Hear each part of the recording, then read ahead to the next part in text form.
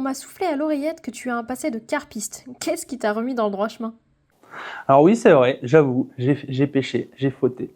En fait, c'est un peu mes débuts. J'ai commencé comme beaucoup de personnes et je regrette pas, loin de là, ça m'a appris beaucoup de choses. En fait, j'ai appris la pêche dans l'étang familial. On avait j'appelle ça étang, mais c'était plutôt une mare.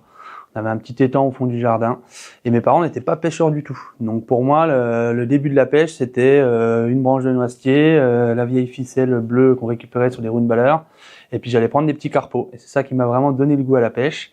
Et de fil en aiguille, j'ai évolué jusqu'à mes 12-13 ans, j'ai envie de dire, où là j'étais féru de pêche à la carpe, parce que j'ai dû passer des petits carpeaux aux plus grosses carpes, on va dire. Et ça m'a énormément intéressé, j'ai beaucoup appris grâce à ça. Donc oui, j'ai été carpiste et je regrette pas, parce que c'est une super école. Très jeune, tu es parti à 800 km de chez toi pour faire un collège de pêche. Sérieusement? Ouais, c'est assez surprenant. Alors les gens, quand je raconte l'histoire, ont du mal à me croire. Mais voilà, pour reprendre ce que je disais tout à l'heure, en fait, moi je viens d'une famille où il n'y avait pas de pêcheurs. Donc c'était assez surprenant que je sois autant picousé dès ma plus grande jeunesse. Et en fin de compte, je me sentais un peu incompris. Alors mes parents ont fait beaucoup d'efforts pour m'aider, je les en remercie. Mais pour autant, j'estimais que j'allais pas assez à la pêche. Et pour moi, ça c'était un vrai problème. Et du coup, j'ai quitté le foyer familial hyper jeune, puisque je suis parti à l'âge de 12 ans. Donc c'est en cinquième, pour vous donner un ordre d'idée. Et donc en sixième, j'étais un peu turbulent à l'école, donc l'école voulait plus trop de moi. Et en fait, j'ai trouvé un collège de pêche, donc qui est en Bretagne, qui existe encore aujourd'hui. Donc je leur fais un petit coucou. Et en fait, c'est un collège privé option pêche. Donc c'est-à-dire que là, j'étais dans une classe qui avait que des pêcheurs. Donc j'étais enfin dans mon élément, où je pouvais échanger avec des personnes comme moi, qui étaient autant passionnées. Et j'étais en famille d'accueil d'ailleurs pour pouvoir assumer cette passion. Et du coup, j'ai fait mes 3 années de collège au fin fond de la Bretagne, où là, j'ai mangé de la pêche du matin au soir. Et c'est là que ça a merdé, que je suis parti dans le carnassier. On est en Bourgogne ici, et tu en es originaire. Alors pourquoi t'es parti dans le Cantal? Ouais, alors c'est une longue histoire, mais pour reprendre un peu, voilà, ma migration. Donc à la base, je suis de Franche-Comté, donc de Haute-Saône plus précisément. Donc j'ai appris à pêcher d'abord la carpe, ensuite j'ai beaucoup pêché dans les rivières, donc le brochet notamment. C'est des pêches très visuelles. Et puis donc je suis parti en Bretagne faire mon collège et j'ai eu la chance de faire un lycée de l'environnement, donc qui lui était en Corrèze, donc c'est dans le Massif central, où là je parlais manger pêche du matin au soir.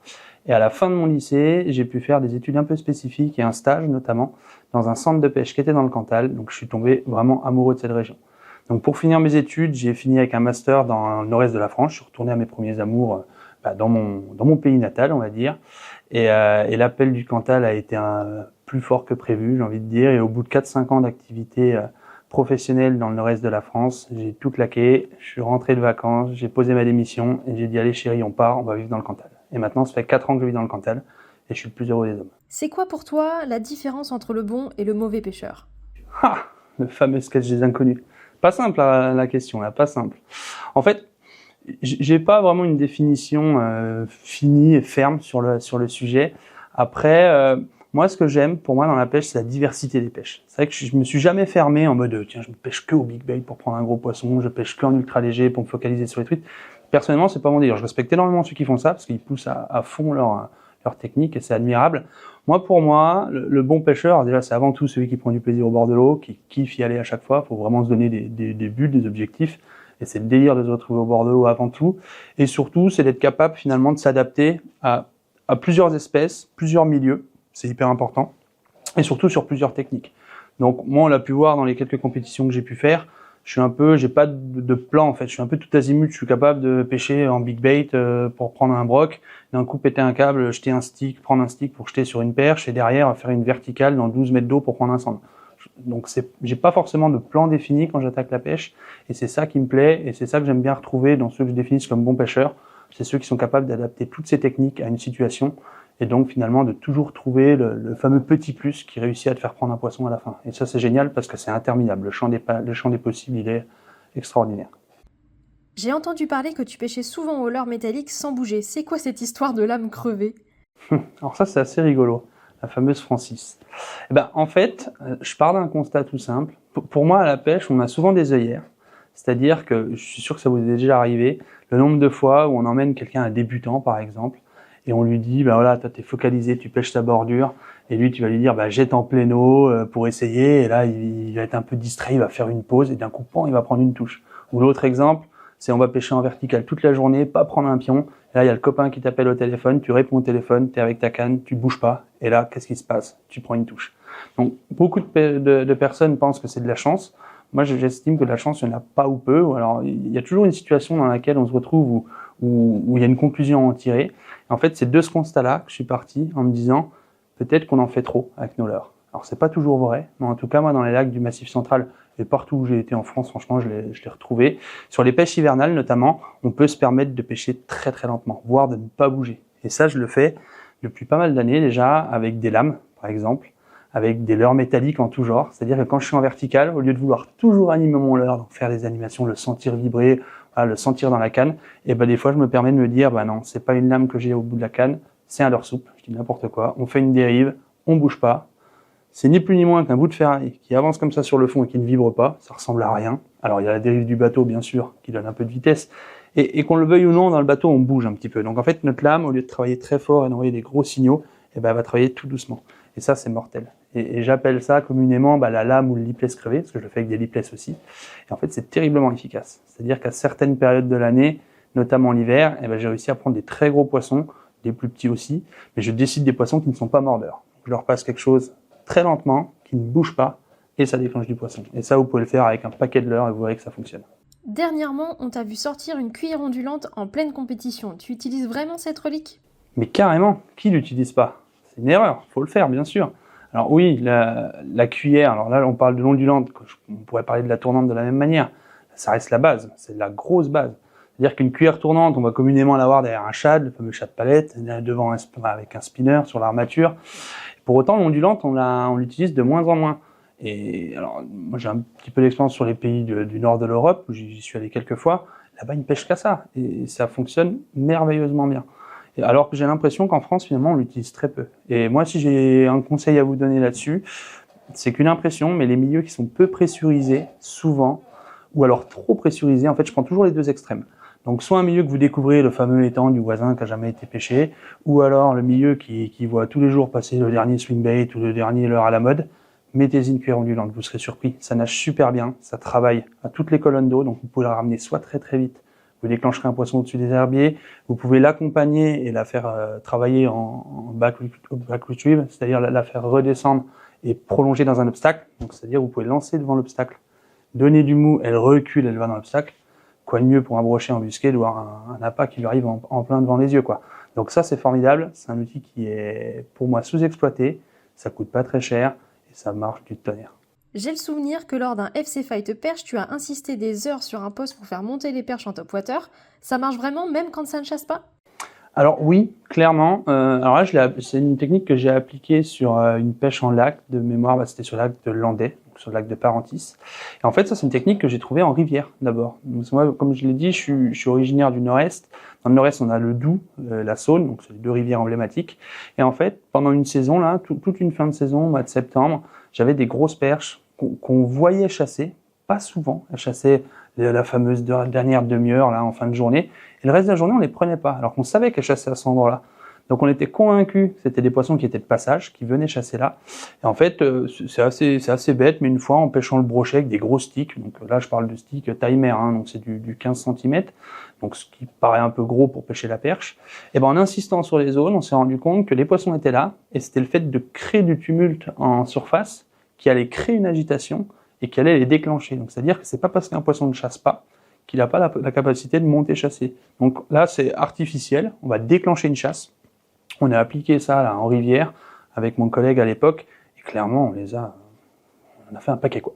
On se doutait même pas qu'il y avait une telle population de grosses perches en rivière, et du coup, derrière, je sais que ça a lancé un peu une mode, et il y a eu beaucoup de gens qui se sont mis à pêcher comme ça chez nous. Et en fin de compte, en lac de barrage, c'est la même chose, c'est-à-dire que le plus dur, c'est de trouver la zone où on estime qu'elles sont. Donc ça peut être le lieu de chasse qu'on a vu en début de matinée ou en fin de journée. Et si elle reste sur la zone, faut pas hésiter parfois. Alors faut pêcher gros, faut pas hésiter à prendre des gros stick bait. En fait, vous faites du barouf en surface, vous les énervez et des fois faut rester 1 heure, 2 heures, 3 heures. C'est assez déroutant. Et en restant full top water, quand ça monte, vous ferez monter les grosses, ça c'est certain. C'est ce qui s'est passé sur la compétition. Alors à l'époque, j'en ai raté beaucoup, j'ai pas été très bon. J'étais limité dans le choix des leurres aussi, donc ça compte. Et en fin de compte, le fait d'insister avec un leurre sur une zone, il y a un moment ou un autre, vous les déclenchez. Et ça, sur les grosses perches, c'est mortel. C'est bien beau tous ces sondeurs, mais tu ne crois pas qu'avec tout cet attirail, on en perd un peu le sens de l'eau? Ah, le fameux sens de l'eau. Alors, c'est assez abstrait finalement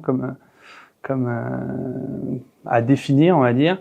Alors, oui et non. J'ai envie de dire, pour moi, le sondeur, alors notamment l'arrivée du LiveScope qu'on entend vraiment, qui fait débat. En fin de compte, pour moi, c'est un accélérateur de connaissances. Donc, on arrive à voir via un écran des choses qu'on n'aurait jamais imaginées avant. Donc ça, pour moi, sur cet aspect-là, c'est formidable. Après, l'erreur, je pense, c'est qu'on va avoir une nouvelle génération. Je vais pas m'inclure dedans parce que j'estime que ça fait suffisamment longtemps que je pêche sans, soit une vingtaine d'années.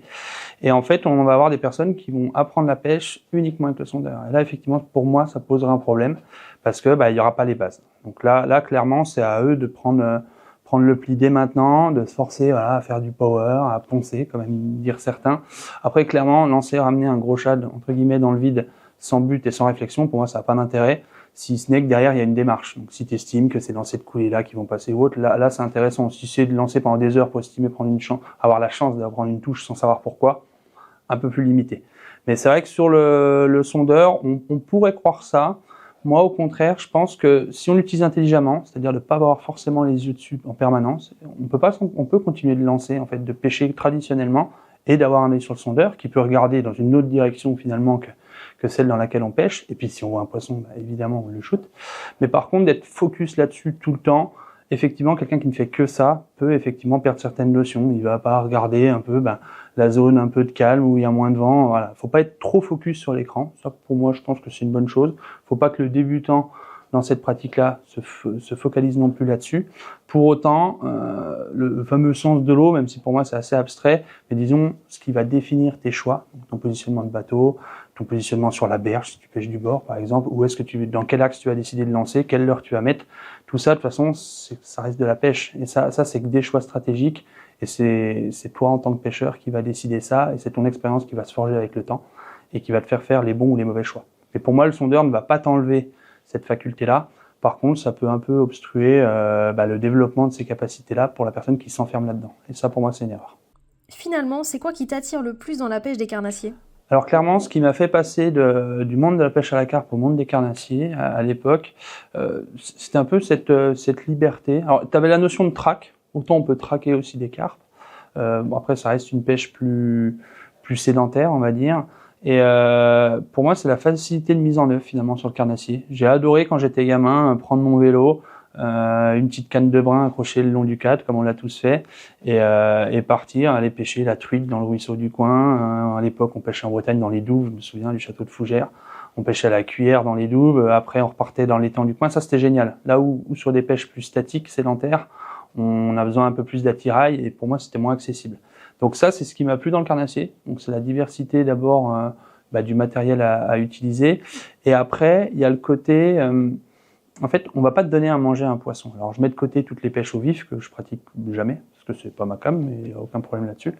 Mais toutes les pêches au leurre, pour moi, c'est un défi à chaque fois. C'est-à-dire que quand je vais pêcher au leurre, d'où le terme, je vais leurrer le poisson. Donc je vais essayer de le berner finalement. Je vais essayer de comprendre pourquoi un brochet de 50 cm va se décider d'attaquer un gros leurre de 30 cm, et le lendemain, il va être focus sur une micro-écrevisse qui lui passera à côté, et le surlendemain, sur un popper en surface. Chose qui n'a rien à voir.